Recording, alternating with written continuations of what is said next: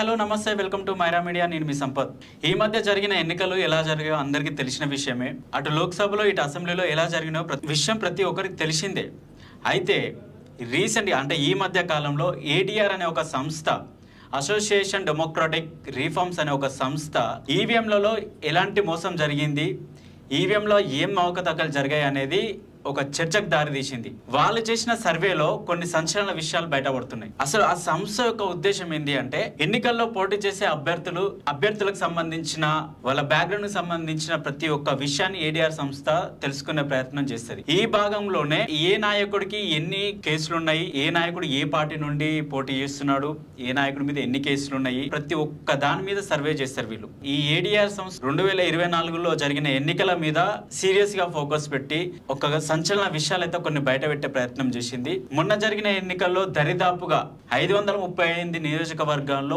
ఓట్లలో తేడా ఉంది వ్యత్యాసం ఉందని చెప్పేసి ఇదే విషయాన్ని తెలుసుకోవడానికి వాళ్ళు ఈసీకి కూడా లేఖ రాసినారు కానీ ఈసీ స్పందించలేదు ADR writes to EC ask reason behind Aligarh discrepancy in votes polled and counted in LS polls so మొన్న జరిగిన లోక్సభ ఎన్నికల్లో వ్యత్యాసం ఉంది అది ఒకసారి మాకు వివరించండి అని చెప్పేసి కౌంట్ అయిన పోలైన ఓట్లకి లెక్కించిన ఓట్లకి తేడా ఉంది వ్యత్యాసం ఉంది అవి ఒకసారి మీరు మాకు చెప్పాలి అని చెప్పేసి అది వివరించాలని చెప్పేసి ఏడీఆర్ సంస్థ అనేది ఒక నోట్ అయితే వాళ్ళకు ఒక లెటర్ అయితే వాళ్ళకి రాసింది లెటర్లో ఏం రాశారంటే polls rights body ADR has written to the election commission demanding reason behind discrepancy in the number of votes polled and the number of votes counted in the last Lok Sabha polls. Poll rights body Association for Democratic Reforms has claimed that there is a discrepancy in the number of votes polled and the number of votes counted in the 538 constituency in the Lok Sabha elections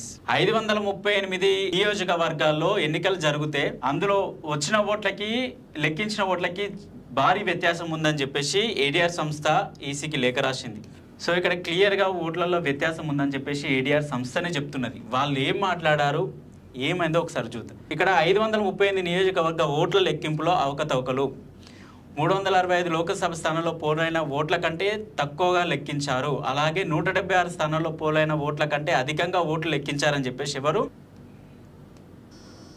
3811 दूसरी on गोले आंध्र प्रदेश में ये इसमें 1467 votes का difference है 1467 and third is Balasore in Odisha where the difference is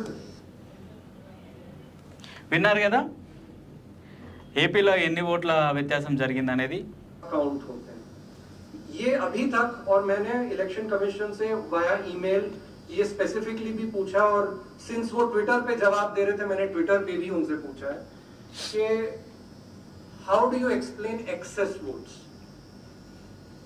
कोई जवाब मुझे मिला नहीं जब तक मैंने करीमगंज का एग्जांपल ट्विटर पे नहीं डाला ये 8 जून की बात है so 2 days after the CEO UP reply 8 June को CEO Assam from his official handle again on Twitter replies to me I quote Returning officer and DC Karimganj has been asked to inquire and explain the discrepancy. More details can be shared on receipt of official report from RO Karimganj. इस पे उन्होंने press information bureau India, election commission of India and directorate of public relations and information Assam को tag किया. End quote. This is on 8th June. I have written to both the returning officer at Karimganj and the CEO of Assam. Today is 29 July. They have gone completely quiet. So I would just like to emphasize again, इतना ही कहना चाहूँगा कि as citizens, अगर ये हम इसको government says this is a festival of democracy, घंटों तक उन्होंने वोट डाला है. Every vote must be counted. Where a vote is not counted, there has to be a specific and precise explanation कि इस assembly constituency, इस polling station में क्या हुआ. పోలైన ఓట్లకు లెక్కించిన ఓట్లకు వ్యత్యాసం ఉందని ఎన్నికల కమిషన్ మేము చాలాసార్లు అడిగినాం. వారి నుంచి మాకు సరైన సమాధానం ఇప్పటివరకు రాలేదు. రిజల్ట్ వచ్చినప్పటి నుండి అఫీషియల్గా అనౌన్స్ చేయడానికి 11 రోజుల టైం ఎందుకు పట్టింది అనే ఒక క్వశ్చన్ అయితే రేజ్ చేయడం జరిగింది. అంటే ప్రతి ఒక్కరికి తెలుసు ఈవీఎం స్కామ్ జరిగింది దేశం మొత్తంలో, అది కూటమి ప్రభుత్వంలో జరిగింది అనేది ప్రతి ఒక్కరికి అర్థమైన విషయమే. కానీ దానికి వెలికి తీసే ప్రయత్నంలో ఇప్పటి వరకు ఈసీ సమాధానం వీళ్ళకి చెప్పలేదు. ఈసీ ఏంటంటే అఫీషియల్గా అనౌన్స్ చేయడానికి 11 రోజుల టైం తీసుకుంది.